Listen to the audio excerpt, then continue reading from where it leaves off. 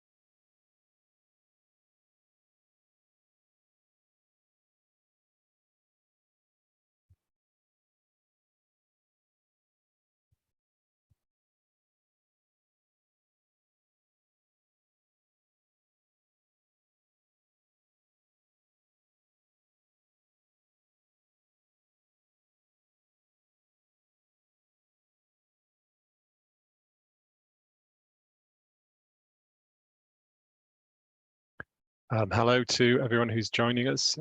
We have about 3 or 4 minutes until we'll get started on today's webinar. So please sit tight and we'll start shortly.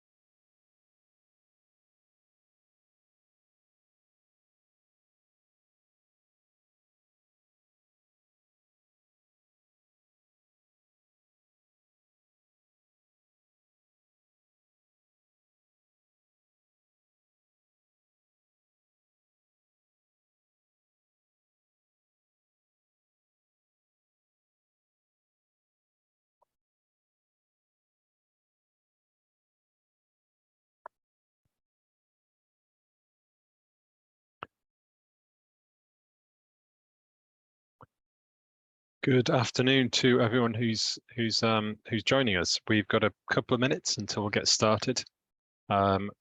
So we're due to start on the hour.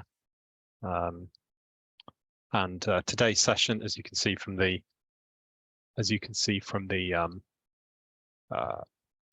title, is employability skills and project-based learning.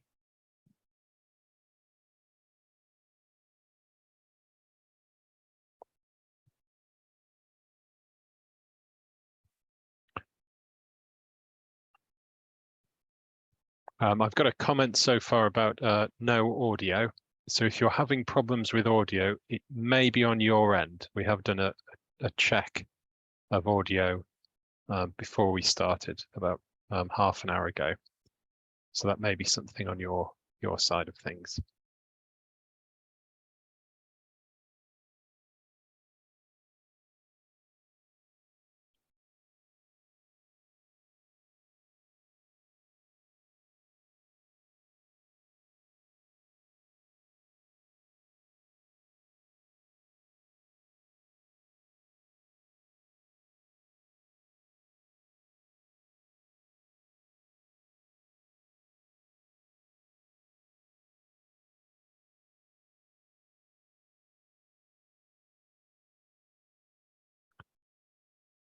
Okay, I can see the number of participants is still working its way upwards. So I'll just give it another 30 seconds, another minute, and then we'll get started with today's session.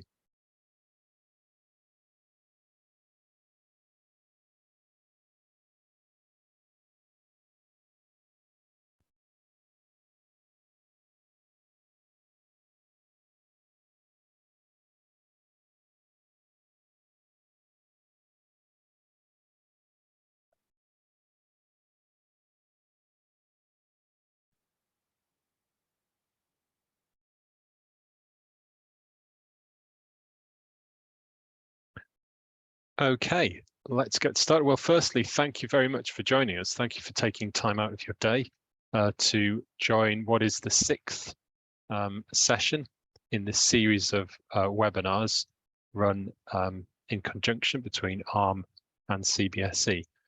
So as well as thanking you for your attendance today, I'd also like to extend our thanks to CBSE, in particular Dr. Saha and Mr. RP Singh, for the opportunity to work together and deliver this series of webinars. We have one more to go, which is coming next month, and we'll touch on those details later.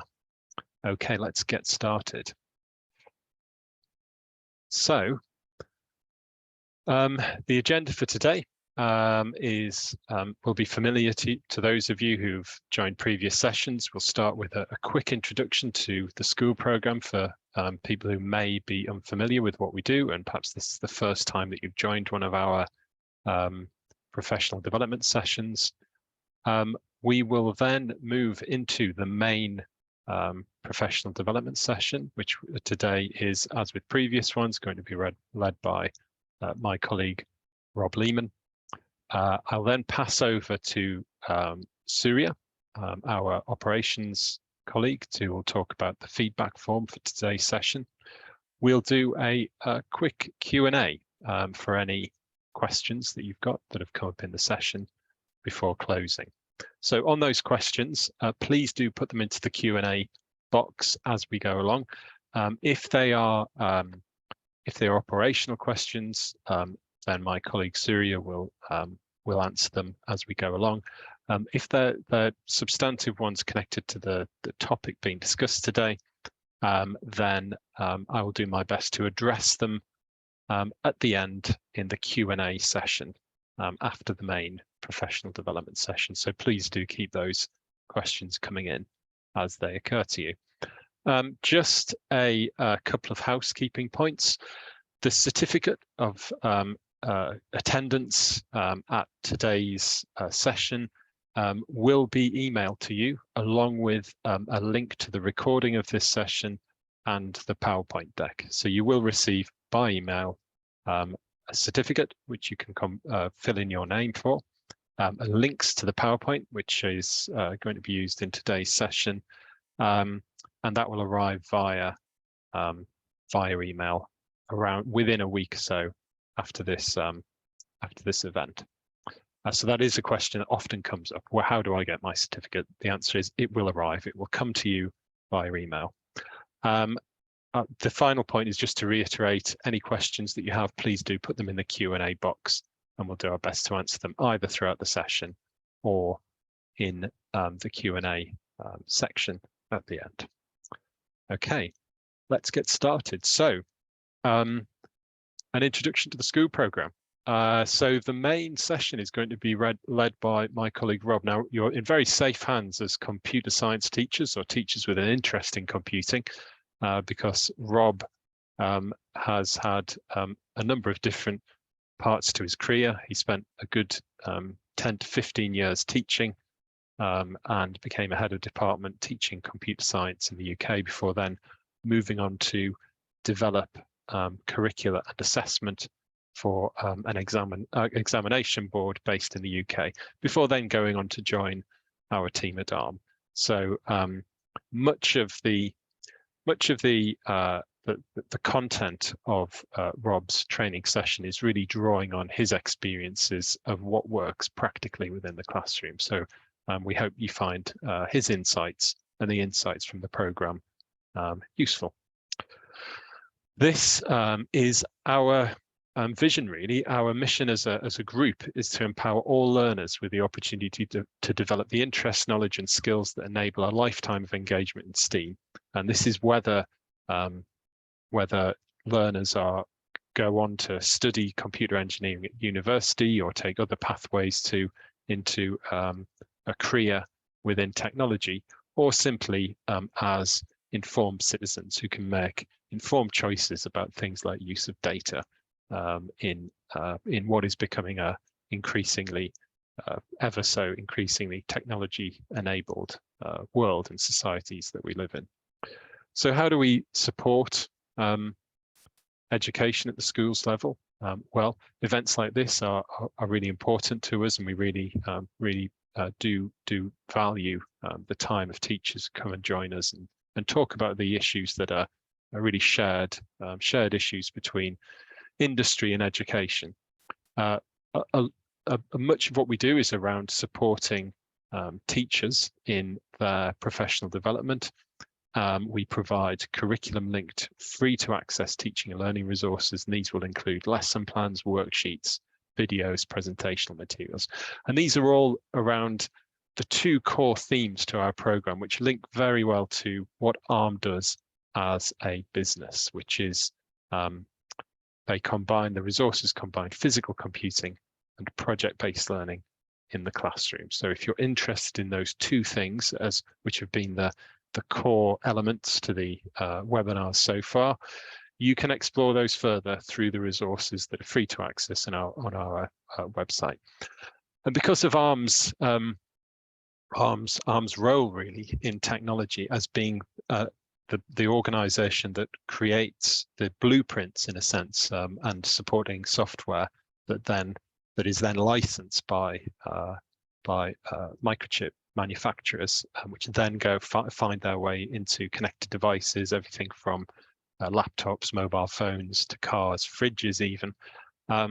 It's a very, very important thing for us as a stakeholder within education to support the wider society, and also really the talent pipeline, if you like, into organizations like ARM and partner organizations too.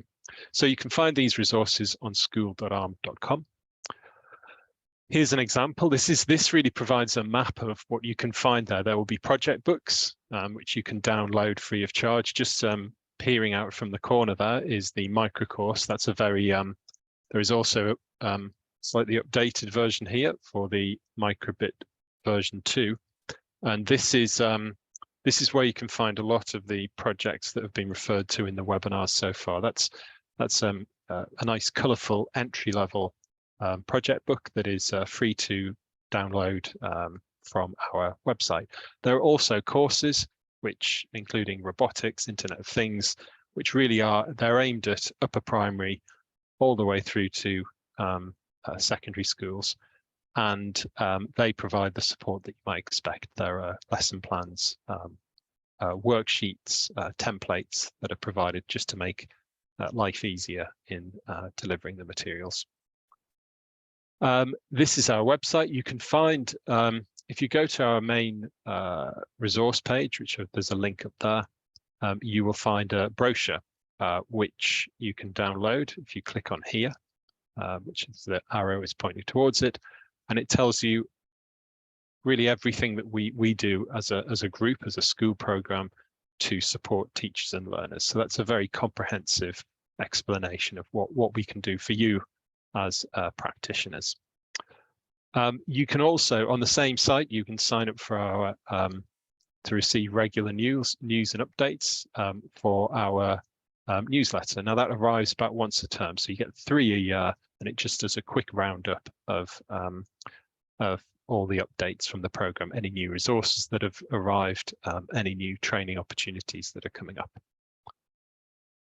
And really, just to emphasize that the themes that we've been covering over the course of these webinars are really drawn from our professional development program on edX called Teaching with Physical Computing. Once again, this is all free to access. If you search for Teaching with Physical Computing or project-based learning on edX.org, that you'll get that. You will find our program of courses. And it's something you can dive into to explore ideas further. So if there's elements of these presentations that you want to really get your teeth into and spend a bit more time exploring in your own time, this is the place to do it. So I'd very much encourage you to sign up free of charge and take a look. This includes, I should say, video content as well as text and questions, making sure that you've kind of understood the concepts, as well as a chat forum where you can contact and discuss issues with fellow teachers. Okay, so here we are on towards the end of this series with CBSE. We have one more left, and there is a little bit of a trailer for this towards the end around how to run an innovation day. That's going to be on the 26th of April at the same time, so it's another Wednesday, same start time. Very much recommend you putting that in your calendars. This will be the last one, and it will explain how to run your own competition with your school or with other schools in your area, based around physical computing. As I say, there's a little video just to show you the sort of thing, sort of experience that you could look to arrange with schools in your area. And that I'll do that after the Q&A. The previous sessions, if you've missed any of them, you can find recordings for them on the same web page, the community page where you signed up for this session. So you don't need to worry about missing previous ones. You can catch up in your own time. Right. So we'll now go into the main training session. And once again, if you have any questions, please do pop them in the Q&A box. Surya will do her best to answer any operational ones as we go through. And I will cover any questions that are about the main session at the end. I should say as well that occasionally, because we're broadcasting this from the UK, our main offices, our main campus is here in Cambridge. Occasionally people do experience issues with sound quality dipping off because of connectivity. That's happened in previous sessions, and it tends to be on an individual basis. Please bear with us, give it perhaps a couple of minutes. You might find that it improves, and then yeah, the rest of the session you'll be fine. But just to make you aware that that can happen. Right, okay, thanks for joining us. We've got the main session now. This is going to last about 50 minutes, and then we'll move on to Surya for feedback, questions and answers, and then session closure. All right, Rob, over to you. Hello and welcome to the latest and penultimate ARMSCORE programme and CBSE session all about developing employability skills with project-based learning in physical computing. And in today's session, we're going to explore how the skills that the students pick up and all the knowledge that they learn as part of engaging with project-based learning activities and physical computing projects can be applied and are really examples of the types of things that they will be doing in the workplace and how they build skills that will further their ability to be a more productive worker in various different areas, most notably in tech.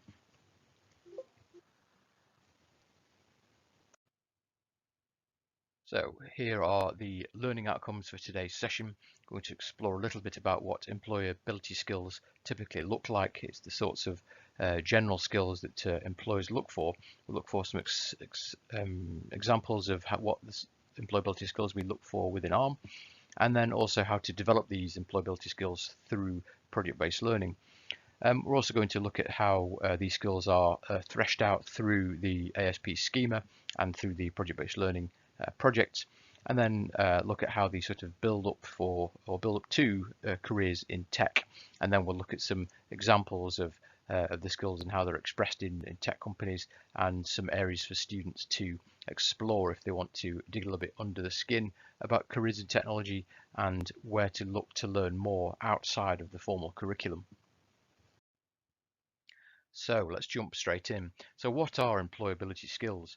Now, there tends to be a bit of a gulf between what employability skills are perceived as in schools by teachers and what employers typically want in the workplace. And this is a constantly evolving landscape, and it varies from career to career, from employer to employer. But here is a list of some of the more general ones that everybody wants to see, and they'll usually have some more bespoke and niche ones depending on what industry and services that they provide in their business. And generally, these are a good starting point and things that we should all be developing. And some of these are sort of general soft skills, and these sort of sit on top of all of the knowledge that they'll learn as part of their curriculum and the study and the theory and concepts that they learn as part of their courses as part of the formal curriculum, but they need to be able to express this knowledge and learning from, let's say, maths or computer science or physics or whatever subject through the lens of these employability skills. They need to be able to develop products and services and work through processes and solve problems using these skills. Communication is probably the most important one. You need to be able to vocalize your ideas and conceptualize ideas and explain your ideas to your team. And if you can't do that, then you're going to really struggle. And so it's a really good example of a sort of a skill which is developed by project-based learning, because you're having to work in groups, you're having to work with your peers, and you have to communicate your ideas in a sort of a relatively high pressure environment, and you're working together as a team to try and push in the same direction to solve the success criteria. So that communication is really key there. Motivation and initiative are other ones. These are the sorts of things that it's difficult to teach. It's similarly with resilience. This is something that students develop as they mature. But these are things that we actively require in the workplace. You have to be a self-starter, and you see this a lot in job advertisements. People need to be able to have a problem, able to run with it and try to solve it without necessarily having their hand held and needing everything explaining from the get-go. And it takes a certain person to be able to do that and have the confidence to be able to go and do that. And also failing early and failing often. Failure is all part of the process, and in some industries and in some jobs that is not tolerated at all, and others it is all part of the process. But not being afraid to fail, and as long as you're learning from that, then that is all part of this process. But some of the skills that we look for, it's about being motivated and being able to take the initiative, and then also be able to learn from that, which is all part of that resilience. Problem solving, this is a big part of STEM, and all STEM subjects, you need to be able to think critically and logically and apply the knowledge and the theories that you understand from your subject content to solve real world problems. And that is no different in project-based learning. Part of the success criteria, part of the ARMS schema, is we give them a set of problems building in complexity, and then students have to apply their knowledge and understanding to do that. And that is a skill in and of itself. And then by doing that, you have to employ the above skills. So you have to be resilient. You have to be able to conceptualize what the problem is and how you're going to solve it. You have to be able to abstract away the detail, think about it programmatically and computationally if it's a physical computing project, and then have the drive and the initiative to be able to solve that problem. Next is something slightly more sort of nebulous, is this concept of dependability and reliability, showing up and putting the time in. And that's, again, a difficult thing to teach. And again, it's part of the maturity of being an employee. And I think everybody who handles early career colleagues will see that some of these sort of professional skills like teamwork, collaboration, reliability, etc., all take a bit of time to bed in. And the workplace, as we're probably all aware, is very, very different to how it is in schools. Schools are highly constrained, they're very regimented. Students get up at the bell and move to another place, which is the same every week, and sit down at the bell. There's a process for everything. What's in the workplace, that is not always the case. Especially Tom, we work in a high trust environment, and you are relied upon to go and solve the problems that are all part of your job, and do it well, do it dependently, and do it creatively, and try to be as efficient as you can be. And so you need to be able to work on your own as well as working in groups. And I think that's a skill that often confounds people when they first join. So this is another thing that is developed through working on projects, is being a reliable and dependable part of your team. Being able to show up and solve these problems with vigor. Patience, and I suppose you can lump this in with adaptability as well. Again, a crucial part of this, and it links to good communication as well. Not everybody works at the same speed and with the same motivation And so having patience to be able to get out the most of your team and be able to communicate in the most efficient way takes patience. And even the other way around, if you're working with people that are super highly motivated and super able, you need to have patience to make sure that you can work with them and be able to be resilient in dealing with that pace. Time management is a crucial one, and again, this is something which is often takes a little bit of time to learn with students. Things like showing up to meetings or going onto calls at the right time and turning up early and being punctual, and how to behave professionally in meetings is something that students don't often have to do. They may have got some experience of this during the pandemic through remote learning, but generally speaking, they won't have a diary full of Teams calls or Zoom calls that they need to do in school. So being punctual and taking notes and things like that and managing your time effectively is something that students really need to learn. And it's often not until they go to university that they really become skillful at managing their time effectively, if they ever do. Gracious professionalism is a concept we've borrowed from First Tech Robotics, and it's this idea of it encapsulates all of the above employability skills. It's this idea of being completely professional, being open-minded, being reliable, resilient, motivated, and communicating well, collaborating with your partners. Really demonstrating that we, not I attitude, and being present and aware of what's going on, and pushing with your colleagues in the same direction. And that's what gracious professionalism is all about. And that's I think that sort of basically is a good kind of headline for employability skills generally, and it's certainly something that we look for when we're hiring its arm. So those are sort of some of the general employability skills. There are many more, but these are sort of the high level ones, and we'll look at some examples of how these are expressed through PBL as we go forward. So more on a little bit about sort of the computing landscape and how sort of PBL projects sort of fit into all of that. So this is an interesting infographic which I got online, and it sort of shows you the sort of the world of computer science, or the world of computing, and it's quite a varied and mixed bag of different areas, different disciplines, and different technologies and different concepts. And the bit where ARM sits is up here. So this is the computer engineering realm. We are sort of equal parts hardware engineering and equal parts software engineering. Not to say that we don't touch on all the other areas as well, because we absolutely do. We have our technology in supercomputing, for example. We spend a lot of time thinking about optimization. Our hardware is used in AI, robotics, computer vision. Our technology feeds into all of these different industries, but our sort of core everyday business is sort of computer engineering. It's designing those CPUs and also all of the software, engineering that software, which makes everything tick. And so having a sort of a broad conception of the computing landscape when thinking about careers and employment is a good thing to do. And when students are looking at for work and employment in tech companies, it's worth having that sort of big picture. It's that classic Dunning-Kruger curve where students tend to focus purely on programming and nothing else. And really, that's just one small part. That's just a tool that you solve problems with. And imagine a carpenter only ever focusing on a hammer and nothing else. You don't really get to make beautiful furniture with just a hammer. So it's about having that conception of the wider computing landscape and how it all fits together, and where to look for solutions to solve your problems. So that's just a sort of a bit of an aside of sort of a more of a general understanding, which you may typically get through a degree program, and also through sort of general fishing around on the internet for this sort of thing. But it's it's useful to see all of that and how not just ARM fits into all of it, but also how the studies that they fit into it as well. And elements of this are also expressed through project-based learning. You can have projects in almost any of these areas, and you can have a project where they need to write some software that does a specific thing to express a theoretical construct, or it may be designing something that schedules something more efficiently. It could even be designing an element of a CPU when you're dealing with more sort of older or more sophisticated learners.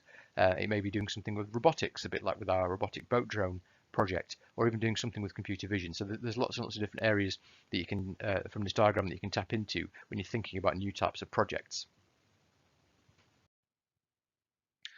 So in terms of digital literacy and employability skills, I think we almost have to take a step back, because being a super competent programmer, for example, is just one piece of a bigger pie.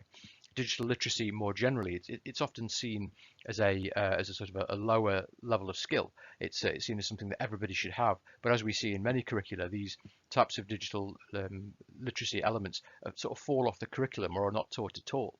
We certainly see in the UK that IT is, which cover digital literacy quite deeply. We're looking at things like spreadsheets, databases, and that sort of thing have completely disappeared from the curriculum and have been replaced completely by computer science or computing, focusing on programming and more kind of theoretical elements. And so this use of things like spreadsheets and handling data and interrogating data is no longer taught, which is a real shame and also ultimately short-sighted. And so in businesses day to day, I think we can all agree that we use, especially spreadsheets, almost every day. I know I do, and being able to look at data, interrogate data, and do something with data is really, really useful. Also, being able to interface with different types of applications and devices. Applications nowadays are very, very easy to use, especially some of the online applications that you get and the ones that you get on smartphones and tablets and they're designed to be easy. Companies spend a lot of time making them easy to use, but there is always a learning curve. Anybody that's tried to use something like Photoshop, like the full version of Photoshop, can attest to its complexity, and it is not something that you can just sort of jump in and be able to produce something beautiful. It takes a bit of learning, and similarly with things like with databases, spreadsheets, and word technologies, you can use the simple features, but digging into the detail and learning how to be a sort of a power user of these things takes a bit of time. And so having those skills are really, really useful, and you'll be a much more productive employee if you are competent at the base layer of applications, such as like Word, which is from Microsoft, obviously, and Excel, and nowadays things also around like SharePoint and some of the more sort of data-driven tools like Power BI. Also, the comms tools, like I know at Arm we use a whole swathe of different comms tools, like Teams, for example, Zoom, obviously, which we're using now, and others as well. We also use Slack. So being sort of literate in all of these different applications and understanding what they can and can't do is a really useful skill, and it just allows you to be more effective in your day-to-day job. Also, having an understanding of security is foundational. Every big business will have cybersecurity training. Nobody wants to get hacked, and most cybersecurity incursions happen through people, giving away the password or having too simple passwords or something like that, or being socially engineered or somehow clicking on a link that they shouldn't do through their email. So, being digital literate and being aware of these sorts of things is crucial. Not to mention the moral and ethical bit as well, and that links also to data. Things like GDPR, which is a sort of an EU law around handling data. These things are in place to protect people's data, and having an awareness of them is all part of digital literacy, and will serve you well when trying to seek employment. So that's the sort of the general the general sort of digital skills which are really, really useful for learners to have. And then on top of that, then they can start to specialize in various different skills. And all around computing, it's all around kind of like Python and programming and hardware development and that sort of thing. So this was I took this off of the TO ranking recently, and so as of February, Python is the most popular language in the world, and after that C and C++, which is wonderful to see because those are the three core languages that we use principally at Arm.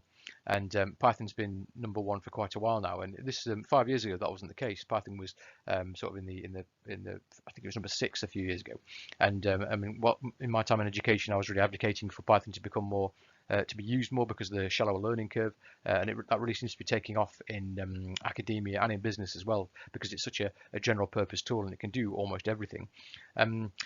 C and C++ are obviously general purpose programming languages as well, and are obviously climbing in popularity, and they do almost everything, and they also do it really, really fast. So having an understanding of one of those languages will serve you well in any sort of tech or computer science related role. And I often get asked, which is more important? Should I learn Python or should I learn C or C++? And so it doesn't really matter. As long as you know a programming language and you understand how to express the computational constructs within it, then it's really just a matter of syntax and how you can express that in that particular language. Knowing one language in depth, it's much easier to learn another language. I mean, there are some fundamental differences between Python and C and C++. Python isn't strictly typed. It's kind of you can make things happen by typing rather loosely, should we say, and yet C It really likes to be everything's done to be neatly and everything to be declared. It's a very elegant, and C++ is quite the opposite. So they're all very different beasts, and they work in different ways. But a loop is a loop, a variable is a variable, and a function is a function, an object is an object, and everything in Python is an object. So, and sort of understanding that is really useful, and it helps you apply. So if you jump into a team, for example, at ARM, and you know Python, but they're doing C++, it'll be really quick for you to pick up that language and use it in anger rather quickly if you understand the core constructs underneath it. And this is why we teach computing more generally rather than focusing on a specific language, but people just tend to use Python because it's easy to learn, and there are lots and lots of resources out there as well, and it's open source, so lots of reasons to use Python as a teaching tool.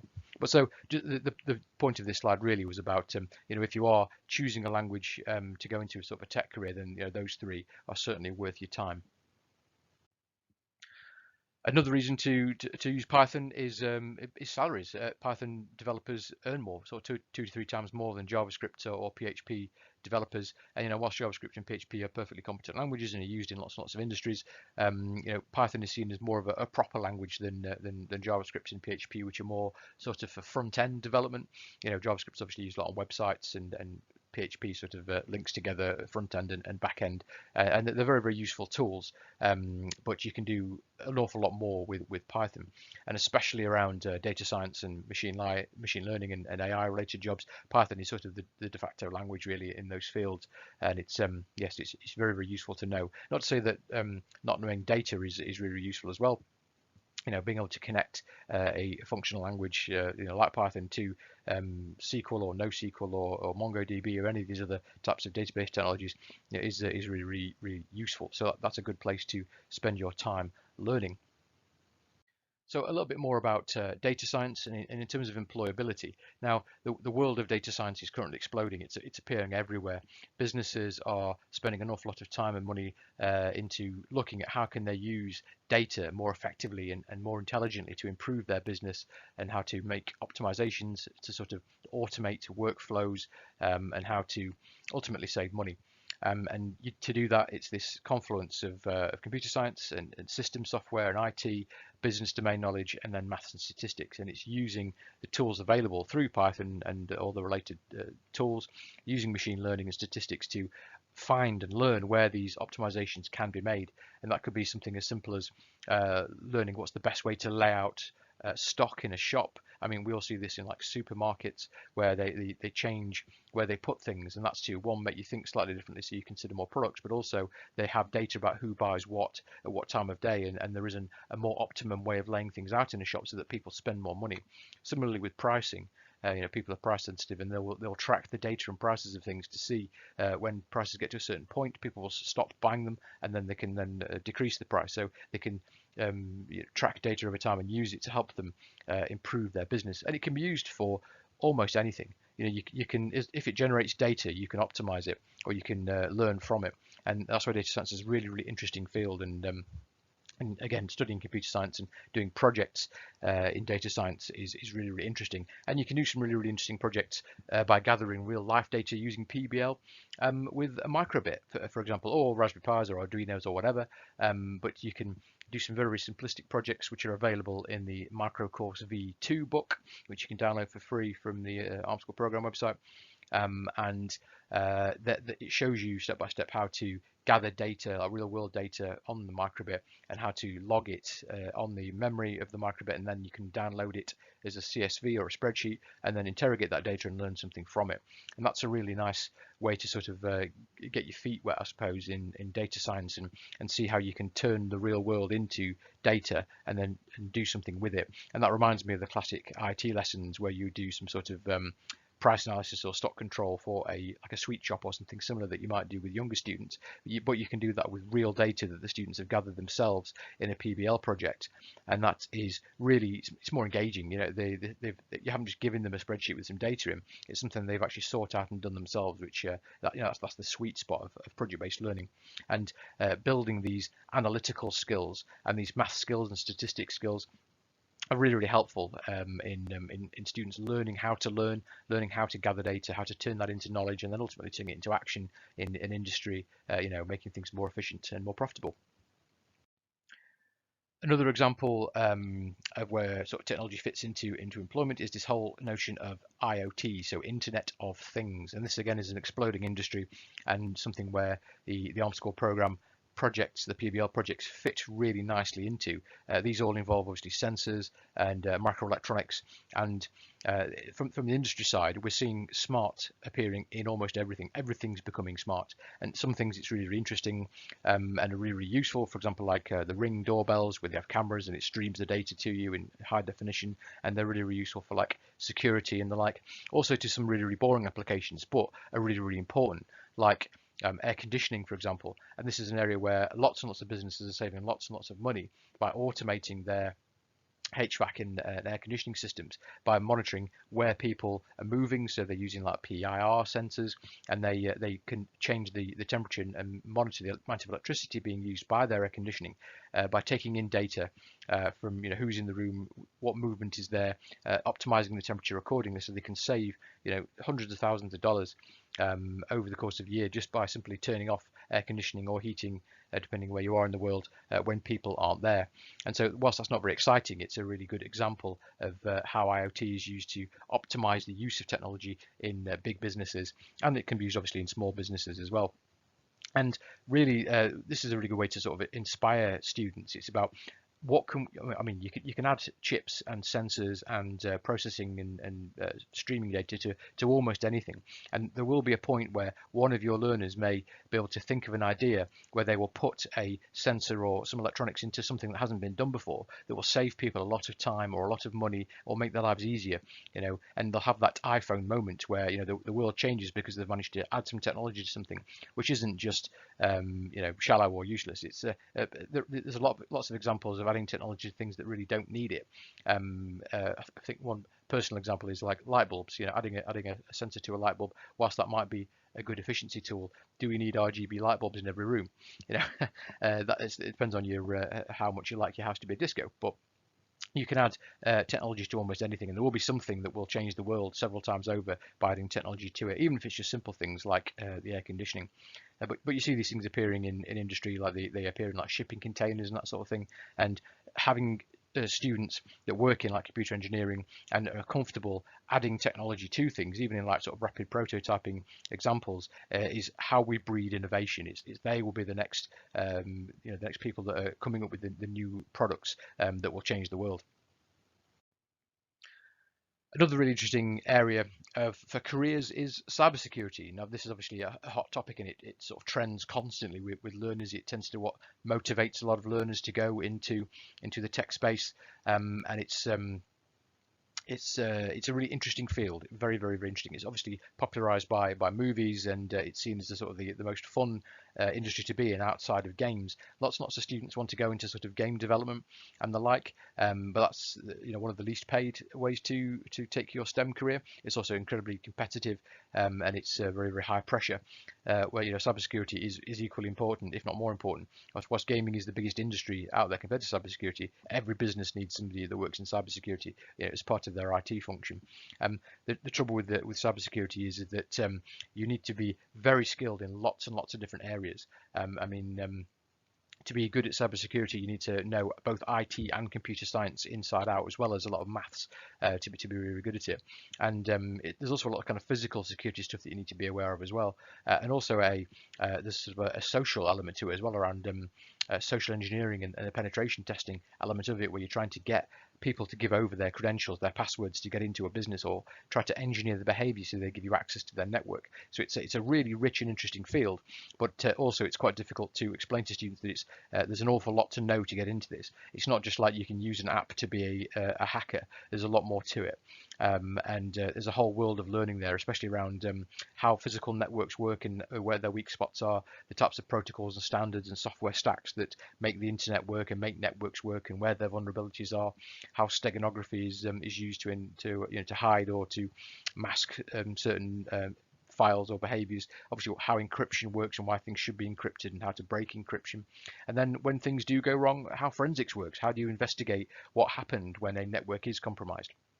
And then how can you learn from that and then implement that into a defensive design? So again, there's and penetration testing is that sort of white hat hacker approach, which is again really, really interesting field to get into, but the students need to be really, really switched on in all the technologies to be able to get into this. But it's a fascinating area, and any student that really wants to pursue this, there's a world of learning out there. So a little bit more about the languages and where to look for a little bit more. So obviously Python, I mentioned this before, it's the most popular language. In terms of advice on how to get into careers in this, a good place to start is to just get to grips with some of the functionality of the Python standard library. So this is what Python does out of the box on its own, and there are thousands of other tools and plugins and functions and libraries of different tools that do other things, but understanding the basics of the Python standard library will take you a long way. So just understanding, for example, like selection and iteration, you will do well understanding how functions work, understanding what a tuple is compared to the other data types. So understanding how the basics of Python is really, really important. So spend a bit of time digging through that, and especially trying to learn how iteration works, because that's probably one of the harder sort of concepts to grasp with it. And then once you've got that, start to look around sort of data science, and there's tons of good free resources out there around data science, and you can start to flex your data science muscles using that. And if you're feeling up for a challenge, check out pythonchallenge.com. That's a set of challenges, and if you can get past challenge 6 without cheating, then you're doing really well. And again, as I said before, ARM is Python is a core ARM language, and one of the big ones that we use. So it is a useful language that will take you far in your career. Equally, C and C++, as I mentioned before, a really, really useful language to know, and there's some really good resources out there. The most useful to get started would be W3 Schools, and they have courses for C and C++, and again, that will give you a sort of a nice foothold into what C and C++ do. I personally would advocate to learn Python first, because of the amount of resources that are out there, and then move on to C and C++. But if you're already familiar with C or other strictly typed languages, then that may be the direction to go, and that will also do you well. And both of these languages can be used in any project-based learning activity. It doesn't, what tools you use don't really matter as long as it can do the job well. I mean, these tools maybe make it slightly more difficult to do some projects, and using something like MakeCode for some of the projects, if you're using a microbit, can speed things up. And similarly with Arduino, there are drag and drop interfaces that will speed up the process. You don't have to write everything in C or assembly even to make these devices work. But yes, if the students are confident using these tools, then that is fine as well. So let's link that sort of employability stuff back to some of the PBL projects, and let's just spend a little bit of time looking at this oil spill cleaner upper challenge. You may have seen this before in my previous presentations, but this is a good example of a slightly more technical project where students are given the challenge of building a floating oil spill cleaner upper drone. So effectively a small controllable boat drone that will move or maneuver its way through water, dragging some smart material which soaks up oil. So you would deploy a swarm of these, and they would all navigate around, mopping up the oil. And the challenge there is to get it so that it autonomously navigates over an area. So get it to follow a pattern in the water. And that comes incumbent with lots of different problems. How do you get the boat to, first of all, have a drivetrain of some description? So you can see there, you have some paddles. They could be circular, or in the picture there, they've got sort of like square paddles that help it sort of swim through the water. There's lots of ways to do that. And so that's the sort of the physical engineering element of it, which is a challenge within itself. And then you have to couple that with the algorithmic problem of how do you program it to turn the motors on and off that power these paddles so that it goes forward a bit, then it turns left and then comes back. And how does it go over a certain area? How does it know where it is? How does it know where it is compared to the other boat drones? How does it deal with the ambient conditions of the water? Obviously water is wobbly, it moves around. How does the boat navigate that? Also, how do they deal with like the wind? And so there's some obvious solutions to that, but they may not be completely obvious to learners when they first start out. So this can be a sort of a nice simple, well, a relatively simple problem to engage learners with, but also you can ramp up in complexity if this was to actually go out to sea and you have a class of these, let's say, and you need to make sure that they all don't just swim around and sink and crash into each other. So there's how do they communicate with each other? The microbit is a really good example of this because it can transmit data. That you can get them to talk to each other. It doesn't have a GPS sensor on it for the navigation, but there are ways of getting the microbits to talk to each other in a way that you can use to create like a sort of a mesh network and use them to navigate collectively. So there are some really interesting problems there. And when students are figuring these out, and this is an example of a slightly larger project that you would probably spend a full day doing, but this is exactly the sort of work that engineers and computer science are doing every day. This is maybe more exciting, but it's a good example of how do you take something physical, how do you program something in code to solve a real problem, and doing this with a group of peers, trying to solve a problem, learning new skills like the physical elements, how do you actually build the boat. You can see in the picture there, they've made this out of sheets of balsa wood, so thin, lightweight wood. How do you make the boat actually stay afloat? Obviously, we don't want the electronics getting wet. How do you do all of that whilst trying to meet the success criteria and also program it so that it actually works and achieves or accomplishes the task that was set them? And those are all foundational skills for employability. And if they can go, they can use this on their CV, for example, and they can say to their employer if they're going for an interview, at school we built this collection of boat drones to mop up oil spills, and we programmed it to be autonomous and for them to talk to each other using radio frequencies or Bluetooth, and they acted as a swarm, and that's a really impressive thing to do. And they're demonstrating all of those classic employability skills that we mentioned at the beginning of this session in droves while working through these projects, especially if they are all working on it collectively in teams. And that competitive element as well can bring out some of the best of these behaviors. So that's a really good example of how students can express these employability skills through a project that can be carried out in the school. So that links back to the ARM School program schema, so the PBL schema of iterative development. So, and this is really links to the sort of resilience element of those employability skills, and having sort of a tool set of how to employ these behaviours in the workplace. And the iterative development cycle, as you can see linked to the project previously, was that you have the success criteria that the students need to evaluate and engage with, and then abstract away what the unnecessary detail and think about how they're going to attack it. They have to then plan and design a solution to that actually meets the success criteria. Then they need to physically develop the project and also code the solution as well, and then testing, and then carry out any remedial actions. So you kind of got like a mini iteration there, evaluating whether their product or their solution meets the success criteria, and then going around that many times.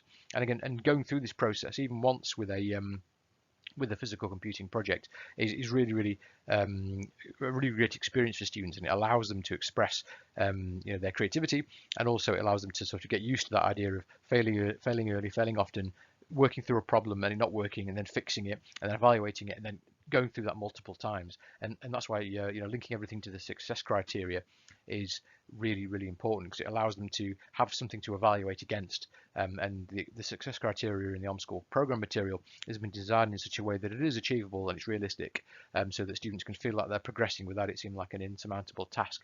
And it forces this behavior of iterative development, so that students build that resilience, they build that collaboration, because in order to go through this iterative development cycle, they need to work collectively, they need to communicate effectively, and that's really important. So this is a really key feature of how the schema of the ARM School program's materials fits into the projects, and how the projects then lend themselves to employment skills.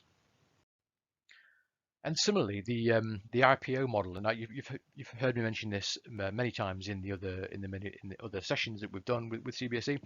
And the input process output model is a sort of an abstraction of an abstraction. It's this idea of how do we think about processes and technology in the sense of what is the input, how is that input processed, and what is the output. So it might be something like temperature data, which is then processed against a threshold, and then that the output might be turning on the air conditioning, for example, if the temperature exceeds a certain value. And conceptualizing projects and problems in that sort of IPO model allows students to break down complicated problems into simple problems, and by doing that repeatedly allows them to think programmatically. It allows them to break down complicated things and think about how to solve any problems that there may be in that process. It allows them to then start to imagine and conceptualize what the problem is in its individual component parts, and then reorder them, fix them, add new things in, and start to design ways to solve these problems, either using technology or their engineering skills. So it's a really important way of thinking, and that way of thinking will serve them well in industry, and that is in and of itself a very valuable mindset to have when going into industry, especially sort of STEM or anything involving technology. And again, similarly, design thinking. Part of the OBSCO program approach is getting students to design their solutions and to think a little bit more about what goes into their products, because ultimately they are rapid prototyping a solution to a problem, and getting them to think using these scaffolding materials in a way where they think about what the concept is, what is the objectives of what they're trying to do, who are the users, what does it actually look like, what materials are they going to use to solve this problem, what are the is there a way of doing it better? So there's a reflective piece, branding it, so they're bringing that sort of business element into it. Everything should have a brand. Who are these things? Are there any? What are the core features? Are there any better features to have? And does the design that they're designing meet the original success criteria? And is there anything that they should take away from it? Students often, when they're making solutions to these problems, over egg it. They add lots of additional features that don't add to the value, or they don't meet the success criteria, and they're just nice to have. And so it's training students to be aware of what the limitations are, and so that they're aware of them when they're designing their solution. And this is a key part and a key skill in employment as well, where students are always going to be working under constraints, be that budget, material, time, or whatever. They need to get used to working under that. There is never just an unending money or time tree. They can't spend forever on this. So training them to work quickly and being innovative by designing things appropriately is a really, really useful skill. And just designing things before you implement them is crucial, especially in tech. And last but not least, what ties these all together is this, again, it's another way of thinking about this gracious professionalism, and it's these soft skills, or full and 6Cs, which I think I mentioned in every single one of these sessions, and that's because they are really, really, really important. And again, it's this concept of solving problems collectively, and that's how you express all of these 6Cs by giving or challenging students with a problem. You're forcing them to think critically to solve this problem. They have to collaborate with each other to solve the problem. They have to communicate their thinking with each other. They have to think creatively, and that builds character. It helps them develop. It helps them succeed collectively, and that collective success is part of that citizenship. And because of the contexts of the projects that we provide them, they're all the sort of they've got bigger picture thinking. They're trying to solve the world's problems, like the oil spill cleaner, for example. You're cleaning up the oil company's messes, and that's being a global citizen. And so by working on projects, they are developing these foundational skills, and the more that they do that, the better they become at it, the more expert they become, and a better team player, a better communicator, and they will ultimately be more collaborative and be more creative in how they solve problems, not just in school, but in their everyday life. And that will translate into the workplace as well. So yes, it's a really, really important thing to develop. So careers in computing. So we've been training our students to be problem solvers and to be able to think outside the box, and using full and 6Cs, they can all communicate and collaborate effectively. What sort of careers are there out there? There are lots, and I couldn't possibly list them all here, but here are some of the common ones that we see, and some of the ones that we have certainly at ARM. So to be a sort of a developer engineer, which is where most of our jobs live. You can go into app and game development. That's a very, very common one.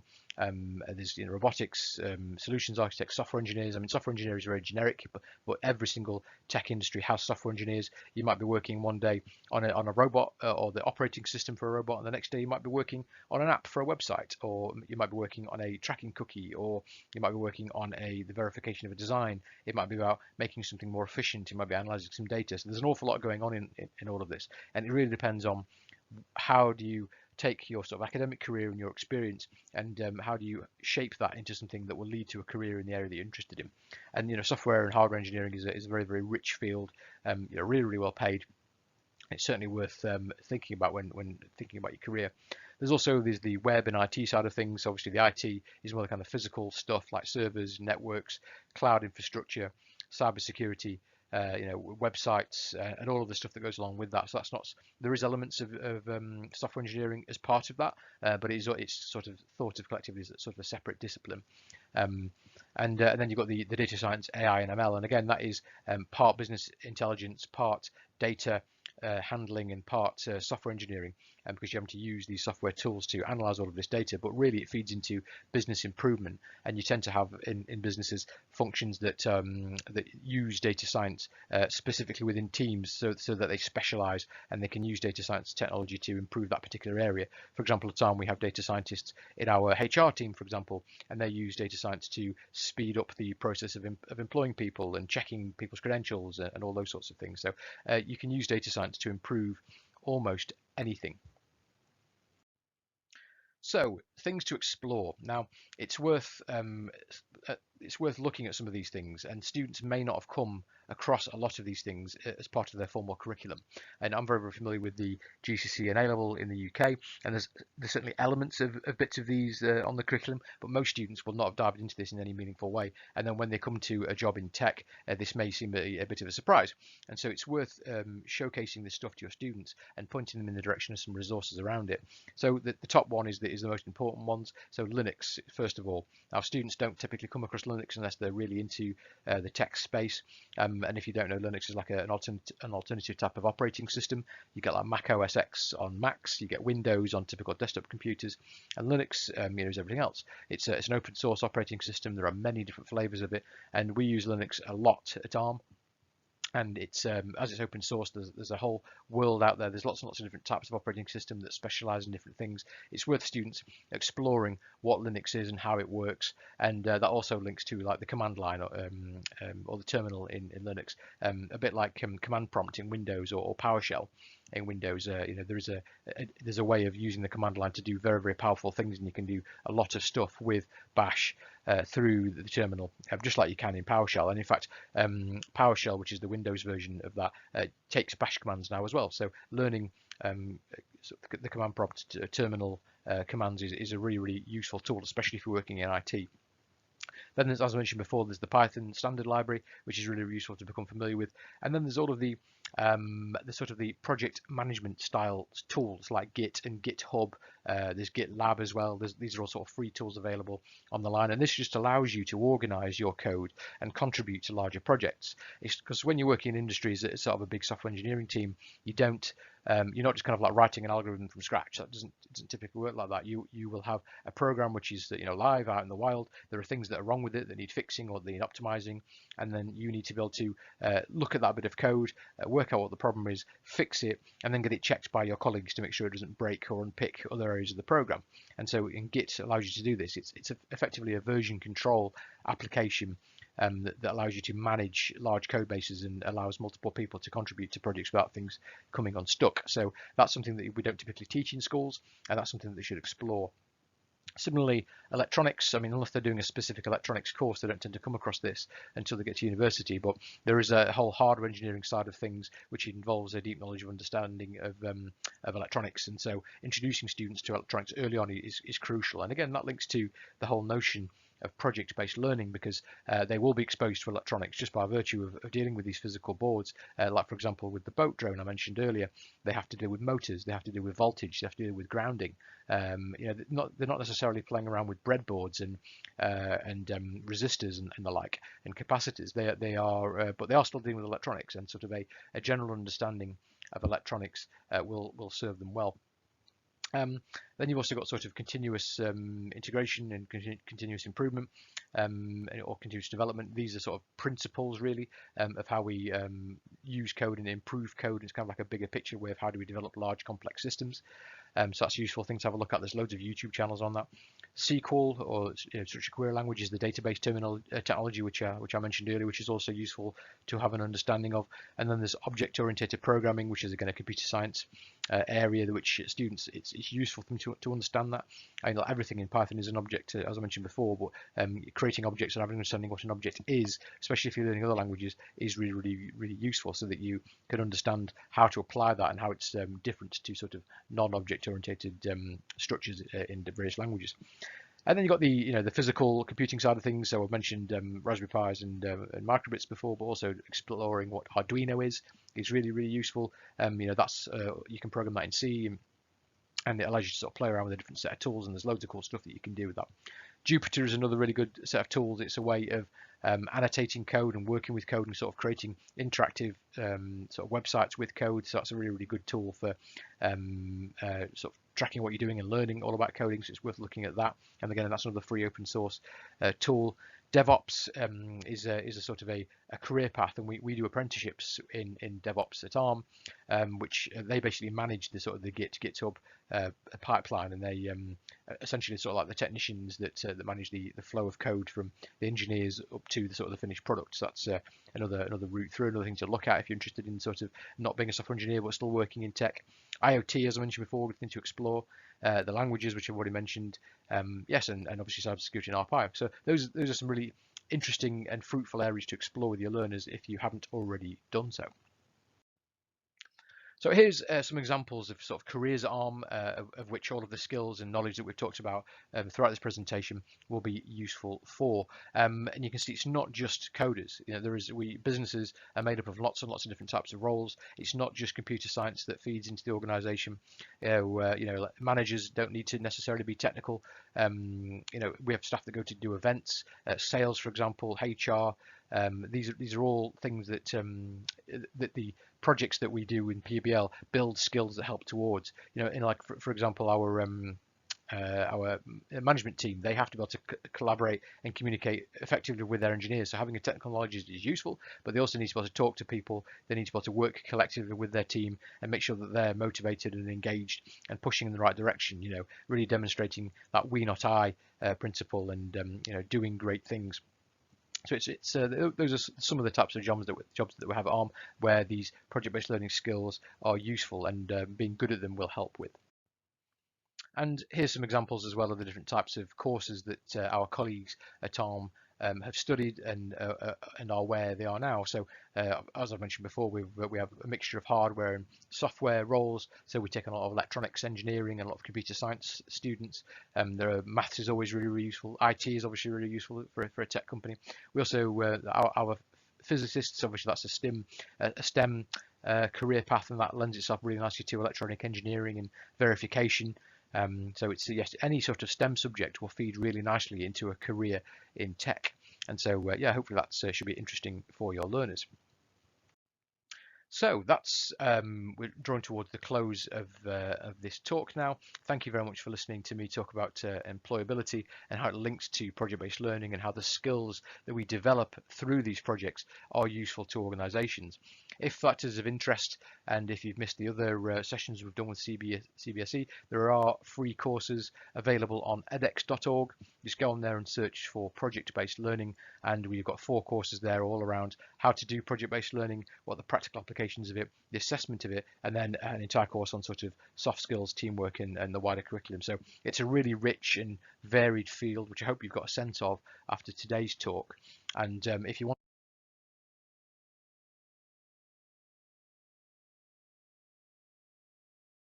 want to learn more, you get to have a deep dive whilst going through those free to access courses. So again, thank you for listening to me today, and hopefully you've taken away something useful to inspire your learners around how to use project-based learning to get into a career in tech. So thank you very much. Excellent. Thank you, Rob. Well, I hope everyone has found that session useful. I've given you an overview of what employability skills are, how we interpret them at ARM and with ARM's partners, and how you can use project-based learning with physical computing to help give an environment for your students to help develop those sorts of skills and attributes as they move through their school career. So before we go on to Q&A, and I think there's just one question that's come up so far, which we'll address. I'd just like to hand over to my colleague Surya, who will talk about the feedback form. Over to you, Surya. Thank you, Nick. Good evening, all. I have shared the feedback form link in the chat window. I request all the participants to give your feedback over there. Excellent. Thanks, Surya. Yes, please do. We look at all the feedback that comes in from each session and try and shape the subsequent sessions to accommodate the comments that we get back in. So yeah, grateful for any feedback forms that come in where you can share your views on today's webinar. Okay, so moving on to Q&A. As I mentioned, I think there's just one question that's come in, which is around the oil spill cleaner upper and where can you get access to that project? Well, that project is sits within this. Bear with me a second. Sits within this this project book, the microcourse, and also the Introduction to Computing course. So if I just go back to this slide here. Yeah, so if you go to visit our website, school.arm.com, and search for the microcourse, you can download this book, and in it you will find the oil spill cleaner up activity along with a range of other ones.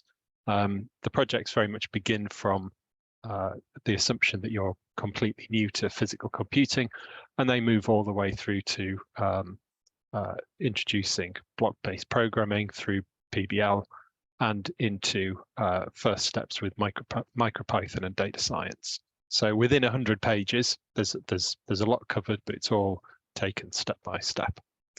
And Rob, in the presentation, also mentioned Raspberry Pi and Arduino as devices that your learners may want to explore and may encounter as they move through their education in computing and into computer engineering. Also on our site, you can find examples of projects for both those platforms. So there's Arduino MKR and the Raspberry Pi Pico. So please do explore our site. Right, so I think that leads neatly into just a reminder about the next session, which is coming up on the 26th of April at the same time. This is our final session in the run of 7. And this is about how to run an ARM School Program Innovation Day. Now, the oil spill cleaner upper activity that Rob mentioned in today's session was actually a context that we used for modeling an innovation day, where we brought teams of students from various schools together to compete on building the solution to that problem, creating an autonomous drone that would move across a stretch of water, dragging absorbent cloth behind it and cleaning up an oil spill. We've also used another context, which is around Internet of Things and smart street lighting for another innovation day. And what we are presenting next time is an opportunity for is really the how do you do this if you want to run your own innovation day. So you know, what kind of resources do you need? What are the considerations that you need in order to run an innovation day that really is a great way of engaging learners and also introducing them to the sort of employability skills that we were discussing in today's session. So I'd just like to play a short video. It's only 3 minutes, which gives an overview of what an innovation day might look like, and you know, hopefully you can pop that date and time, 26th of April, at 3 p.m. in your calendar, and join us for the next session. Okay, let's take a look at this.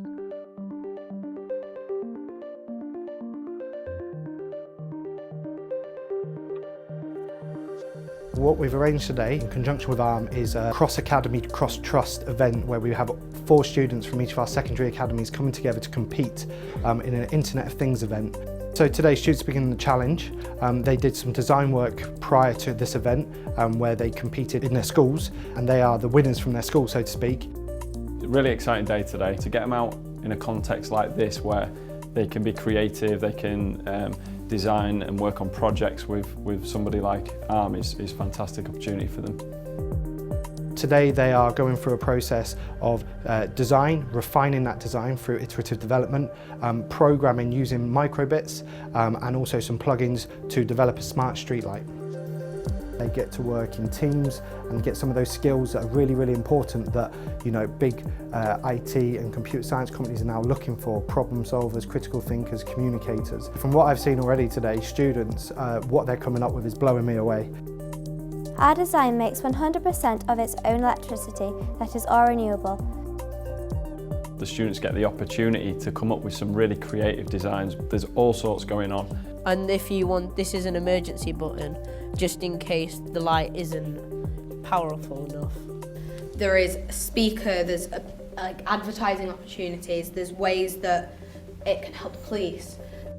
So the idea is at the end of the day, we get to have a look at those, judge those, and there's essentially going to be a winner, which is going to be exciting for the students.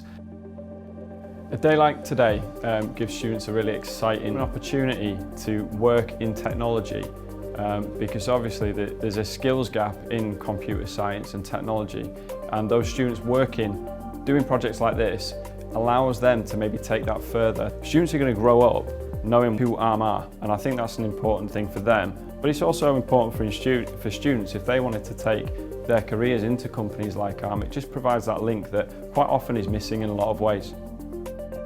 It's really important for businesses like ARM to support STEM. Some of the reasons behind that is that our students a lot of the time are working in classrooms, and it enables them to get a real world feel for how the industry is. Our trust is absolutely clear on computer science and its importance. So for us, this is a real big event to promote the subject, not only in our schools, but enthuse and inspire students to take computer science at GCSE, A-level and beyond to help fill that skills gap.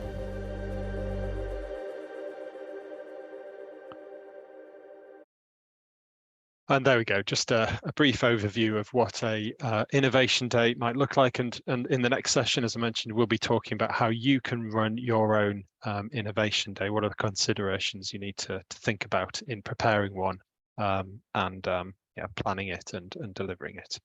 You may have spotted within that short 3-minute clip, there was an example of the design worksheet that Rob talked about within the main session, and also mention of iterative design. So it's very much demonstrating all the things that we've touched on in these sessions and previous ones, but in a very compact event. Okay, so that is on April 26th. So I think I will just mention again, because I've seen a couple of questions come in, the certificate. So as I mentioned at the beginning of the session, you will receive a link to the certificate as well as the recording of this event and the slide deck in an email within the next week or so. So that's how you receive your certificate. In the meantime, please do fill in the feedback form. It only takes a couple of minutes, and we do value your thoughts and views. So I think it just remains for me to thank you very much for joining us once again for today's session, the 6th out of 7, final one coming up on April 26th.